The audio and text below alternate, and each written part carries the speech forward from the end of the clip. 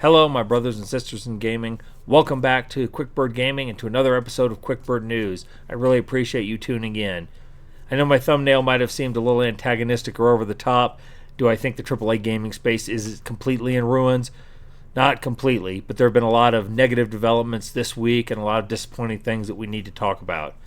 And I will try to wrap up with a few positive things just so this episode isn't a complete downer. Anyway, we are looking at the news from Sunday, 23 February through Saturday, 1 March. And since I've got a lot to talk about, I better get into it.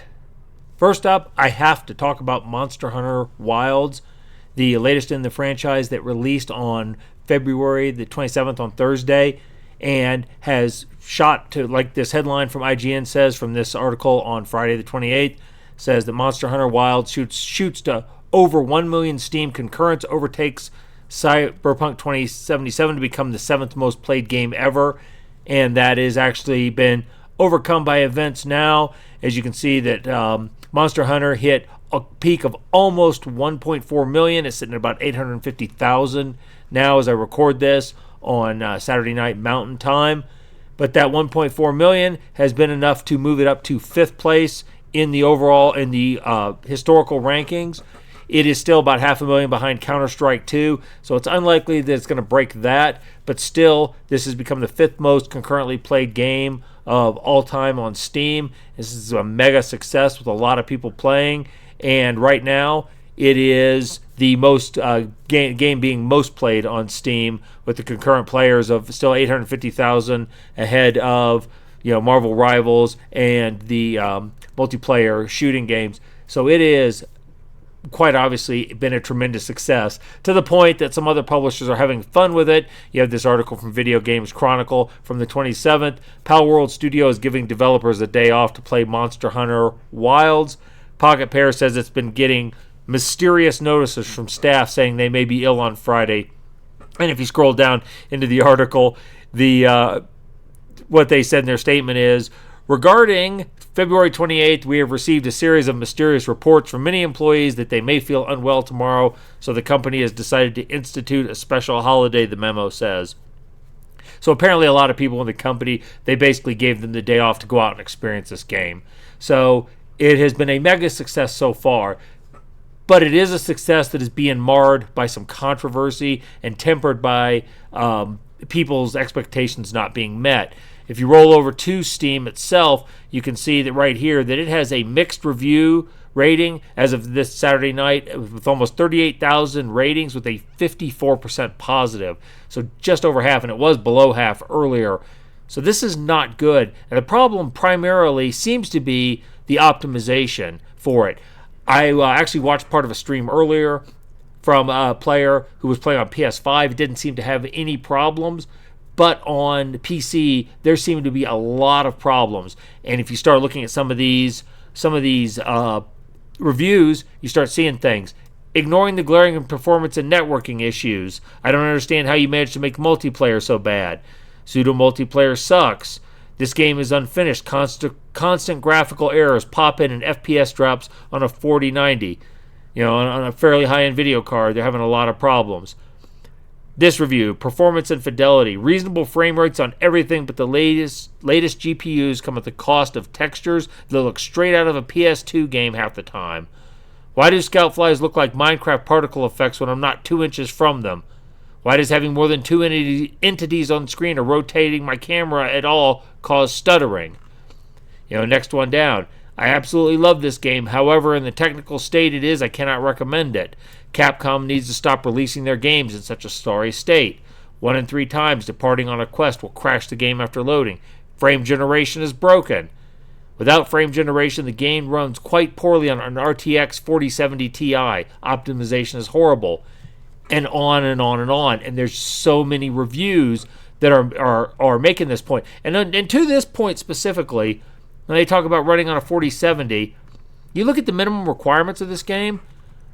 An Intel Core i5, 10400, 10400, NVIDIA GeForce 1660. These are not modern requirements to run this game. These are old system specs. And even over here, the same processor and a GeForce RTX 2060. This is older technology. That's for the recommended, and people with 2-generational video cards past the minimum recommended specs are having problems. A lot of problems. Now, Capcom has responded. I have this article over here from GameSpot on Friday. It says Monster Hunter Wilds is having problems, but Capcom is here to help. You know, that sounds disturbingly like we're from the government. We're here to help.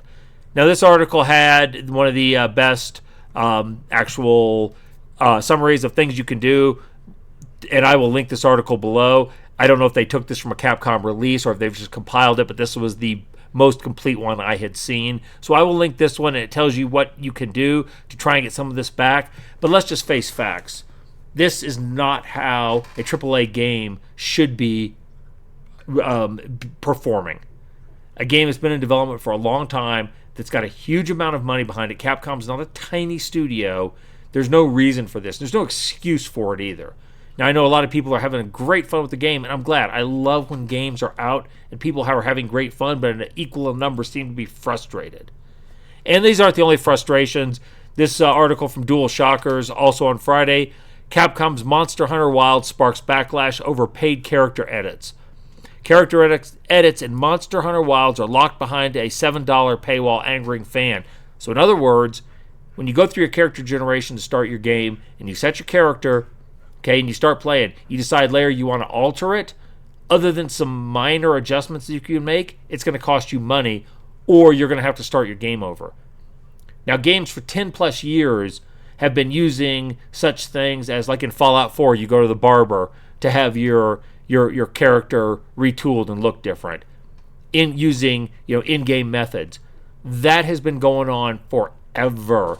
And for Capcom to try to monetize this to nickel and dime the player is just inexcusable. And it is a shallow cash grab.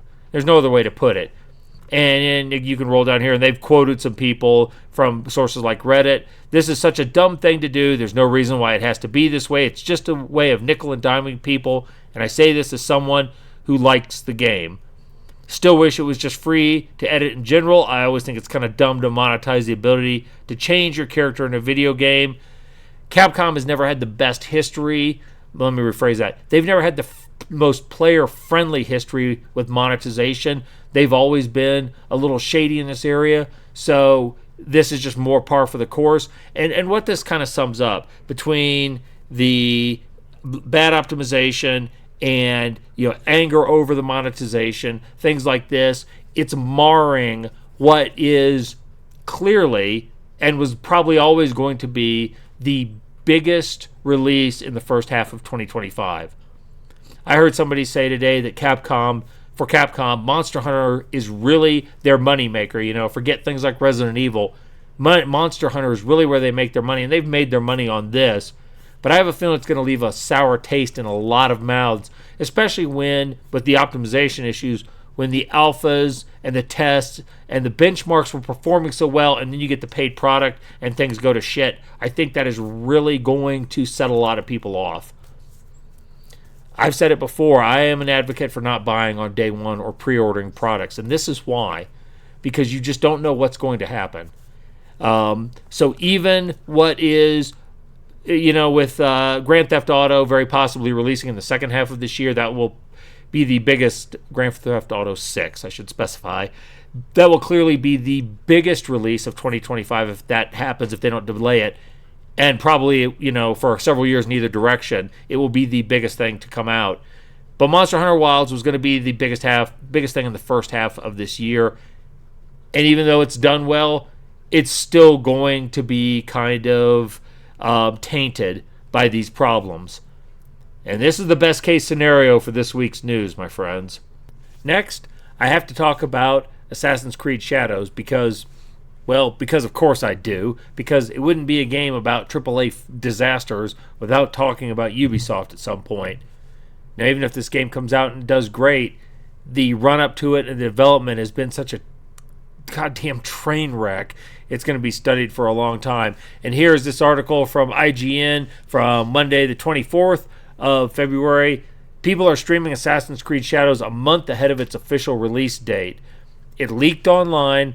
people were actually streaming it on Twitch apparently, and there have been hard copies, physical copies that have appeared and have been sold via internet auction for as much as $100 a piece. And there was a picture circulating with a guy who had several copies in his hand.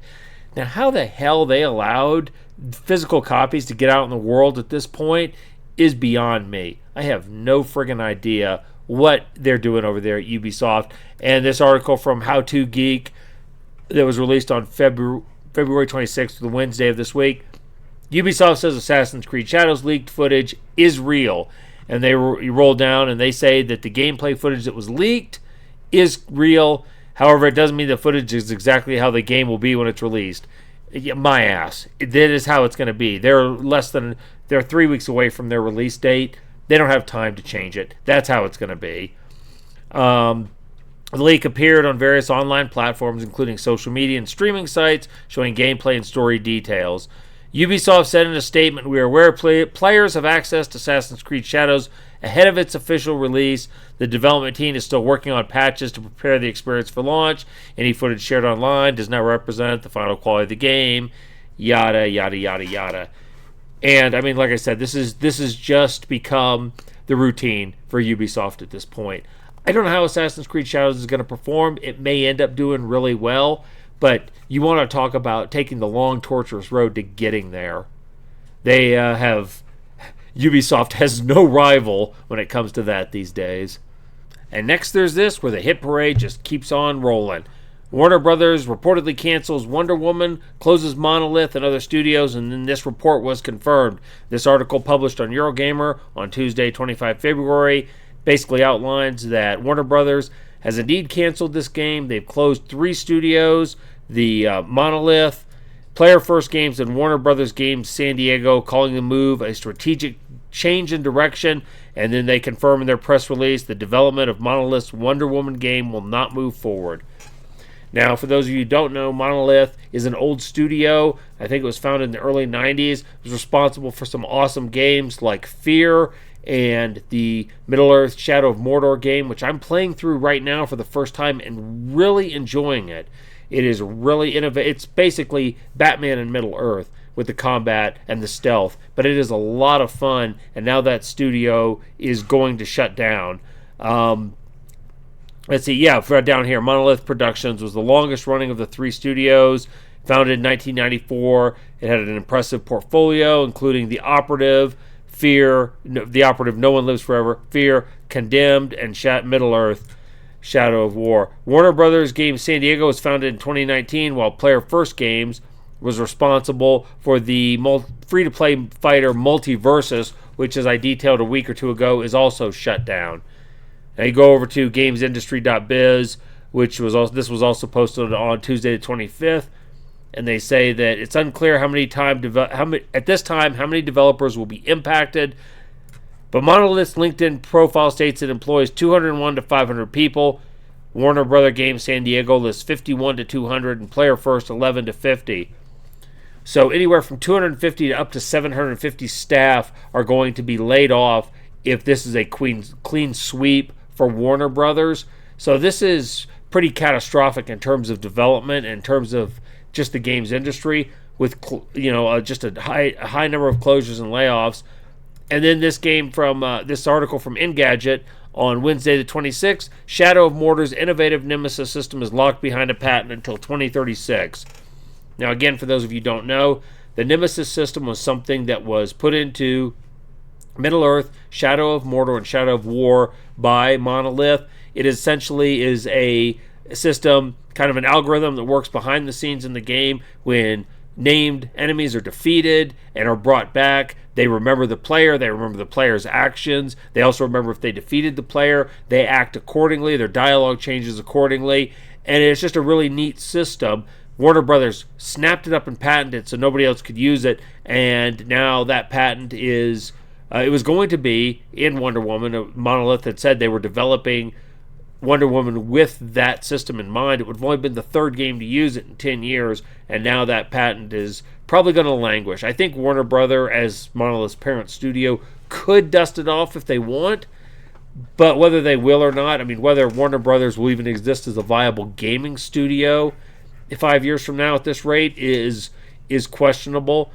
You know, they've made a lot of money off Hogwarts Legacy a couple of years ago. They have Rocksteady back working on single-player Batman games, from what I understand, though I suspect the first thing that we're going to see is an Arkham Asylum remaster or remake, which isn't really necessary, but that's what they're going to do because they, frankly need the money.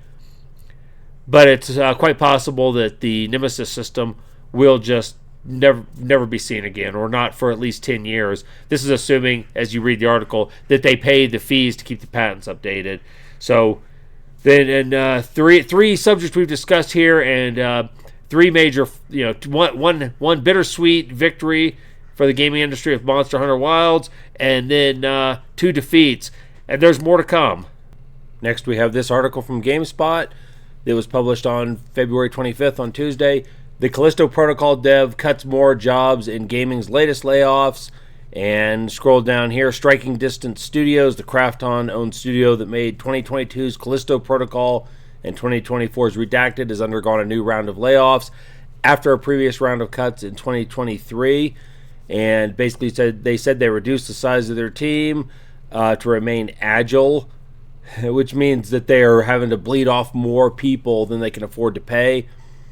And this is kind of key here. In terms of the scope of the cuts, that remains unknown, but 80 Level discovered that an affected worker said most of the devs were laid off. And there are no open positions listed on its careers page. And what are they working on? A third-person AAA multiplayer game that runs on Unreal Engine 5, because we don't have any of those. So this is another studio that's probably headed for that great studio burial ground in the sky. On that same note, over here on gamesindustry.biz, published on the same day, free-to-play RPG Dauntless to be shut down in May. And decision follows a recent round of layoffs affecting, quote, the majority of staff at Phoenix Labs. Phoenix Labs has announced its free-to-play RPG Dauntless will be going offline on May 29th, 2025, and it will receive no additional content or updates beyond this date. And basically, let's see, Dauntless was released in September 2019, and the shutdown of Dauntless follows a recent round of layoffs at Phoenix Labs, which saw the majority of the staff let go. This is after they had already made several cuts in the last year. They already had 3 other rounds of cuts. So there's another company that's probably finished. So I mean, it is really grim out here in terms of the AAA gaming space. While this ultimately might be good news, it's still going to be disappointing for fans. Published on Tuesday, 25th February at Video Games Chronicles, Xbox has officially delayed Fable to 2026, though they say it's definitely worth the wait. So essentially, the new Fable release was supposed to release sometime in 2025. They've now officially stated that it'll be pushed back a year to give it more time to get things right. I'm generally okay with this kind of move because I'd rather them delay and get a game out that is complete, doesn't have a lot of bugs, has a fully realized gameplay loop. That's a hard sell a lot of the times because of the financial pressure. Got to get something out, got to get money coming in, got to keep the investors happy. Microsoft really doesn't necessarily have that issue, considering that Xbox is such a finite slice of the entire Microsoft pie that this kind of blip wouldn't even be noticed on their finances. But it's been delayed. They released some pre-alpha footage. I saw generally positive reception to that. There were some critiques and some criticisms of various degrees. I don't put too much stock into that. It's pre-alpha footage, so we will just see what we see. But in terms of AAA gaming and the themes we're going down here, here's a delay to a game that people were waiting on. So it'll be another year for this one. And rounding out this march of mediocrity is this article from Engadget from Wednesday, 26 February. The PS Plus monthly games for March include Dragon Age: The Veilguard. Dragon Age, which released 4 months ago, will now be featured on March's lineups of the PS Plus catalog. And we already know that Dragon Age did not perform as well as EA and BioWare had wanted it to. In fact, down here they say, however, Dragon Age Veilguard failed to meet BioWare parents' parent EA's sales expectations. In the first 2 months, the game brought in 1.5 million players. That's players engaged, not sales, which is about half of what EA expected in that time frame. That player count includes those who checked out the game on the EA Play Pro subscription service. So we know that Dragon Age was a bit of a disappointment in terms of financial performance, and BioWare has already seen a streamlining. They're pretty much down to left. The only people left there are people who are working on the next Mass Effect game. Everybody else has been laid off or moved internally. So the fact that they are throwing Dragon Age Veilguard over to PS Plus 4 months after the game released is a pretty good indicator that they're washing their hands of it. And this sadly may be another franchise that is never revived. As long as BioWare and EA have that license, I don't know if they're ever even going to attempt another game in this franchise. And so this is another one that has fallen by the wayside. Maybe I should have said up front that this AAA gaming space really is in ruins. Maybe I should have stuck to that. Okay, now that we've had this array of absolutely discouraging news, let's try to end on a positive note with a few more upbeat stories about some good things that are going on out there.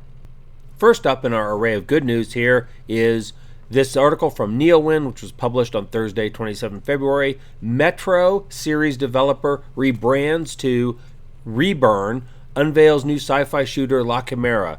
The studio behind the widely well-received Metro series of post-apocalyptic games has a brand new name and at the same time revealed a fresh game that's a departure from its standard setting. Check out the announcement trailer of La Quimera above, a sci-fi first-person shooter that takes players to a futuristic version of Latin America. 4A Games Ukraine, the team behind titles like Metro 2033, Last Light, and Exodus, will now be known as Reburn. So, a game company that has a pretty good history of producing well-received first-person kind of survival horror type games, survival horror / shooter. I know Metro Exodus went more open world and again was pretty well received. So a studio with a good pedigree is producing a new game. That's always exciting. They've got apparently, if you read down further in the article, over 100 people working on this title, with a lot of Metro veterans and even people who worked on the original Stalker series involved. So this is a good thing. If this is the kind of genre you like, there's another new game in the works. I'm not going to watch the trailer here. I'm going to do a separate reaction to it right after I finish this news video. I haven't seen it yet, so I will link that down below and be on the lookout for that too. Next is this article from PC Gamer, also published on Thursday, 27 February. I guess this is good news or bad news, depending on whether or not you've been affected by it in the past. But Epic will give Fortnite cheaters, quote, a second chance with a new, more forgiving ban policy as long as they didn't do anything too awful or illegal. Beginning in April, cheaters will be giving a 1-year matchmaking ban on their first offense instead of a lifetime ban unless they really screwed up. Now you read down the article and basically they say anyone who uses cheats will be suffering the lesser ban, and there's increased punishments if they use during tournament. However, people who are selling cheats or that type of thing, they are still maintaining a lifetime ban. So I guess Epic is trying to be more forgiving, allow Fortnite players to, quote, learn their lesson. I personally don't think that people who are employing cheats in a multiplayer game are going to learn their lesson. They're going to come back and do the same thing. However, I guess Epic is taking the high road here and wanting to believe in the best in human nature and give people a chance. So I can't fault them for that. I'm going to finish up with this article from Eurogamer, also published on Thursday, 27 February. Fear Platinum joins GOG preservation program to, quote, properly recognize Monolith contributions to gaming, plus a long list of LEGO games. If you're not familiar with the GOG good old games preservation program, and they even say down here in the bottom of the article that it is GOG announced its preservation program in November of last year to maintain the compatibility of games with modern and future systems. Essentially, what they are saying is that they are trying to preserve old games to keep them compatible with new hardware and new OSs as the computer technology evolves, and they are adding old games to their preservation program, and now they're going to add fear to this. And GOG announced the upcoming edition following Warner Brothers' closure of developer Monolith. The team at GOG stated it was initially planning on bringing Fear Platinum, which along with the base game includes both expansions, to the program at a later date, but due to the studio closure, it wanted to, quote, accelerate this release to properly recognize Monolith's contributions to gaming. At Good Old Games, we believe in celebrating the creative minds that have shaped history.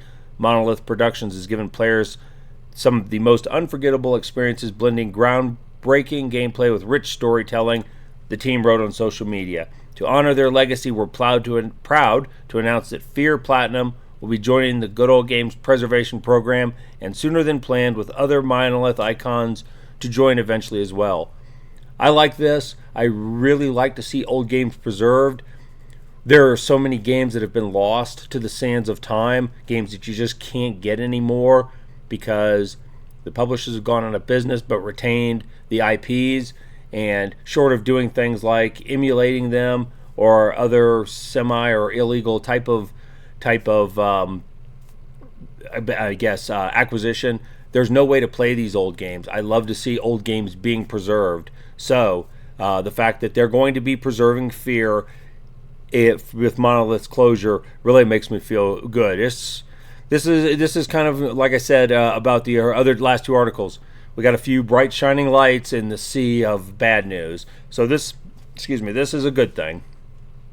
Okay, I'm going to leave it there. I think we're probably both exhausted. This has been a long video, and you're probably tired of listening to me talk. I'm pretty worn out trying to cover all this. So I'm going to wrap this up.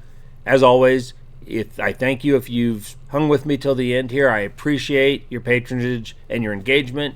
If you enjoy this content, please consider leaving a like on the video. Please consider subscribing. Leave me a comment down below. Tell me what you like or what you didn't like. I'm open to all that kind of feedback. In the meantime, it's time to move on. Like I said, I got a reaction trailer to go film. I'm going to do that next. You all go out there, live your best lives, and you all stay gaming.